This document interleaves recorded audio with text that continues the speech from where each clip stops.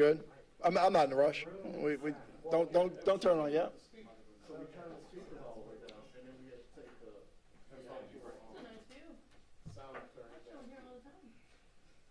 What's that? I don't have this view. My office is on the second floor.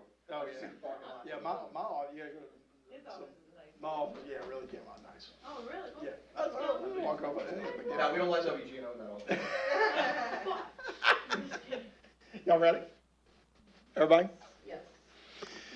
All right, y'all, thank you for coming today. We had a busy night here in Jefferson Parish, specifically over the creeks of River Ridge apartment complex on Citrus Boulevard or Cypress Creek Road over there on Hickory.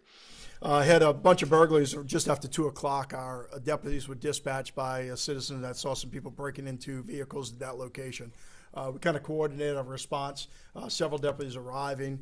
Knew there's only one entrance and one exit out of that location, so one of our deputies would kind of station themselves up in the front. Ended up encountering, looks like a total of 4 suspects at that point. It made an arrest on 2 of them. They had committed a numerous amount of burglaries. One of the suspects was able to flee on foot, and actually, during that flee on foot, it looked like he tried to carjack or commit a first-degree robbery of a suspect vehicle outside. A victim's vehicle outside on the thing in order to get away. That vehicle crashed out, and the suspect got out on foot and was able to flee and make good his escape. Second person was in a vehicle fleeing outside of that apartment complex. Came into encounter with the deputies that were trying to, close that exit in. He drove up onto the median, neutral ground, whatever you want to say, of that complex. Was absolutely in a possession of a gun at that point in time. According to our deputies, we was able to see that gun.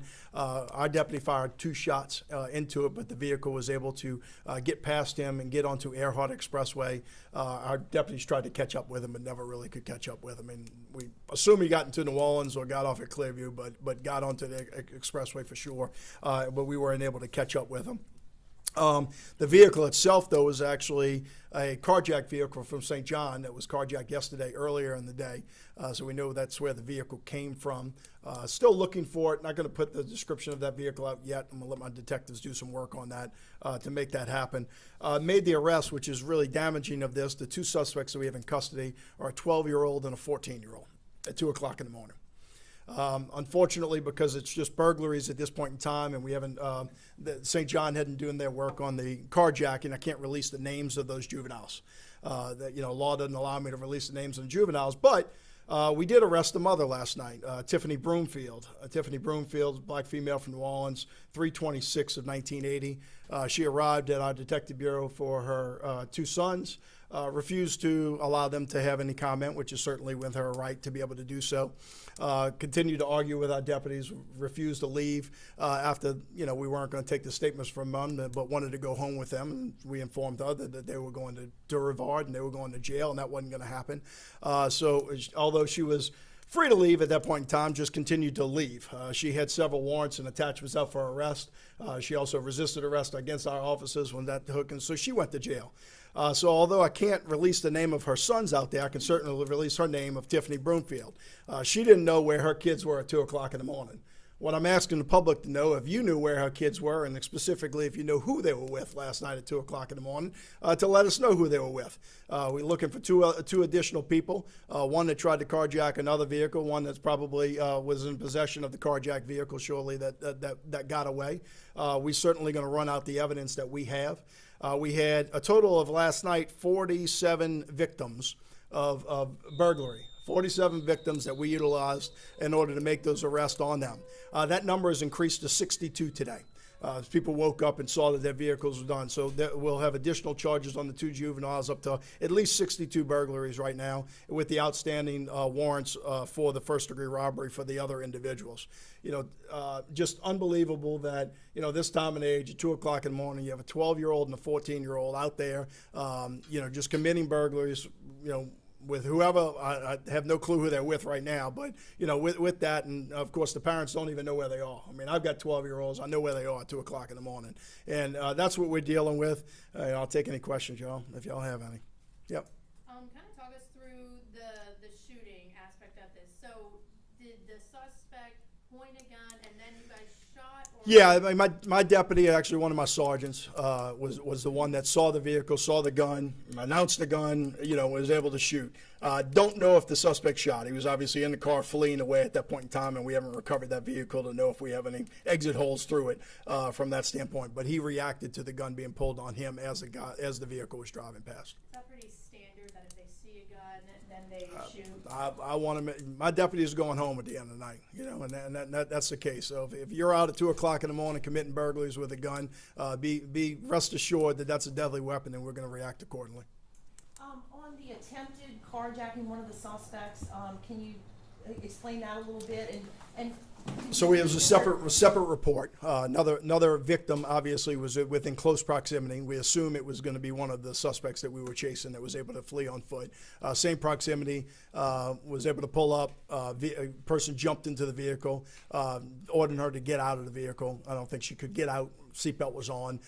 Kind of jumped in. Car kind of took off with both of them in it. Crashed and wrecked. When that happened, the suspect jumped out the vehicle and took off on foot. She called 911 to obviously report it. Because of the proximity, we certainly believe it's related to suspect that was on foot here in this area. Don't necessarily know that for a fact as of yet, but I think that would be a safe assumption. do you believe the two wanted suspects are also juveniles? I don't know that yet. It wouldn't surprise me, but I don't know that yet. So, Tiffany, can you talk us through her charges too? She already Tiffany had some warrants, some attachments, some warrants, and the only additional charge from us was a resisting officer. But she had fugitive charges and 2 different attachments for her arrest. You said she was able to leave, but she continued. We were being nice. The bottom line is she showed up to pick up her kids, but when she decided to act a fool, she went to jail for the things that she had attachments. We were going to let her go, but she decided not to go. So she took a ride in her place, and truthfully, I'm kind of glad she is because I get to identify her today. So. pretty rough start to 2023. 62 burglaries in one area. Just kind of talk about that. Well, look, we made 2 arrests yesterday. We actually made some arrests on the West Bank, too, for the same thing. This is a pretty common occurrence, but what I want to reiterate to the public is we need your help. We've got the personnel out on the street. We've got the personnel to be able to respond. This was a very coordinated effort by deputies in order to make it happen. But we don't know where they're going to hit tomorrow. We don't know what street it's going to be on. Look, if I can take any one of y'all for a ride tonight, and you tell me which street they're going to hit on or what apartment complex it's going to be on. That's just not the reality. Our deputies don't have, a million sets of eyes to be there when it's occurring. We need your help to be able to see something which happened last night. They saw somebody breaking into cars. They didn't know that there was 62 of them. They just saw somebody breaking into cars. They call us. We'll come up and clean it up. Our job's to be able to go out there and make the arrest and do what we can. Whether it's the Ring cameras on your house. I always say that statistically, our crime stats are pretty low. In fact, lower than what they've used to be. But the public's a lot more aware of it because of those Ring cameras and the neighborhood associations and all of those different type of things, which makes it better for us. We solve more cases today because we have the information. We know what vehicles they're driving. We can see what they're driving. We can, we may be able to get arrested 2 days later, but we can track it down to the hundreds of burglaries that we received over the last few weeks because of the same vehicle. And so our arrest rate is a lot higher than it used to be in the past, but it's having the public be able to, look at those notifications at something at 2:00 in the morning. Give us the opportunity to be able to get out there and catch them.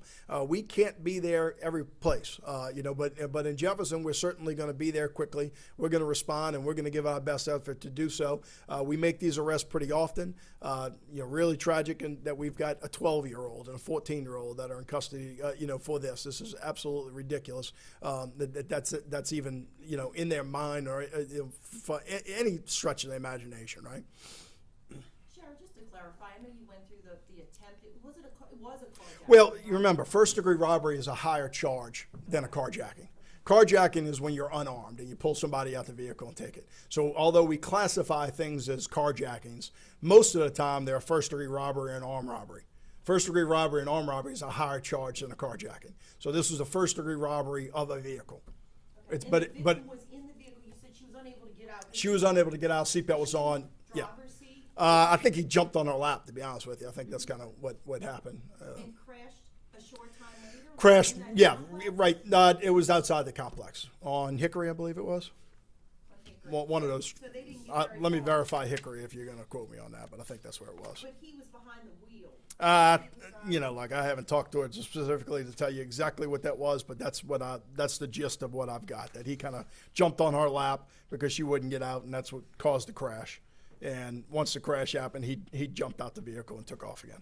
And she's okay? Yeah, she's okay. Let's see. Citrus Boulevard. You said he was armed? She believed he was armed. That's why it's a first-degree robbery, not an armed robbery. Yep. And then my last question, so the 12 and 14-year-old, where are they tonight? Have they been charged with anything? They were charged with 47 counts of burglary last night at Rivard, which is the juvenile detention center. But that will increase, as I said, we're up to 62 as of this morning. So those counts will continue to increase as more victims come forward. And those are the only two that have been arrested so far? Those are the two that have been arrested before. You know, again, we're working several pieces of evidence to identify those other two. You know, obviously without the cooperation of them or their mother. But the fact of it is we have other means to be able to try to identify those two. But the purpose of that is if you know where Tiffany's children were or who they were with last night, give us a call. So. Any reason to believe that the other two were related to those boys? You know, I'll let the detectives do their work trying to figure that out. You know, don't necessarily know that yet, but I'll let them do some work. And Sheriff, you're going to have a lot of folks coming in for carnival season, people parking at JP parades. Is there a plan in place to protect vehicles then? You know, look, we generally speaking are, you know, nighttime burglaries that are happening. Let's face it, our burglaries come from two separate sets. It's either local people that are heroin addicts that are looking for a quick fix, or it's these teams of individuals that come out and committing a lot at the same time. You know, generally our Metairie parades are going to be neighborhood based or within parking lots within close facilities of veterans. So I really don't think Carnival would change much for us. You know, we certainly have undercover. We have our helicopter up in the air. We have certain things to be able to do, and we have a large police presence out there. You'd kind of be stupid to come to Jefferson Parish and commit burglaries on the playground. You know, we just have too many people that are out there. So I don't. That's not normally a big problem for us during Mardi Gras, and I wouldn't think there'd be a big difference this year. Yep. When it comes to police chases, when is it authorized, and does it ever exceed a certain speed limit? Yeah, I mean, it can. Certainly it was. I mean, we did not get in a chase with this vehicle last night, although we would have. You know, truth of it is I would have certainly authorized it. Normally in Jefferson Parish, we wanted to be a suspected felony, which this would have fit that model to be so. All of my officers, all my rank, and all of my 911 have the ability to cancel pursuits. You know, and that depends on a lot of things. How many officers do I have behind it or in close proximity? You know, what's the signal? What time of day is it? You know, most pursuits don't end good. We know that. You know, they're going to end in a wreck. We hope it's a one-car wreck, you know, but the fact of it is most pursuits don't end well. So you've got to put all of those things in perspective of when do you cancel a pursuit or when do you not. But I've got to let the deputies and the supervisors that are working at 2 o'clock in the morning make those decisions. In this case, that wasn't a decision I had to. We had a pursuit with a burglary suspects yesterday that we ended up catching. So it certainly would have been authorized. It just didn't happen last night just because they were able to get on. We just had the officer-involved shooting. They were able to get on Earhart, and the clearest deputy wasn't in their vehicle. And we also had suspects at large that we were chasing on foot in the complex that we caught. So, you know, several things that happened. You know, your concentration isn't just on the one person that got away. It's also on the two that you just arrested, too. So that's the case. And forgive me if Sure. you've already spelled it. Can you spell Tiffany's first and last name? Tiffany, Broomfield, Broomfield. Thank you. Sheriff, the brothers are from New Orleans? They are, yeah. They all the mother and both of them all have addresses in New Orleans. Correct. Yes, ma'am. How old is Tiffany? And then also, is there any indication that the suspect who fled in the car was hit when the deputy? You know, haven't shown up at a hospital. We checked with different hospitals last night. If he was, come on in. We'll identify him and we'll put him in jail also. But no, I don't have any information that he was hit. Tiffany is born in 1980. So what does that make her? 42? 42. This year she'll be 43 in a couple months. Thank you very much. Appreciate it. Have a great day.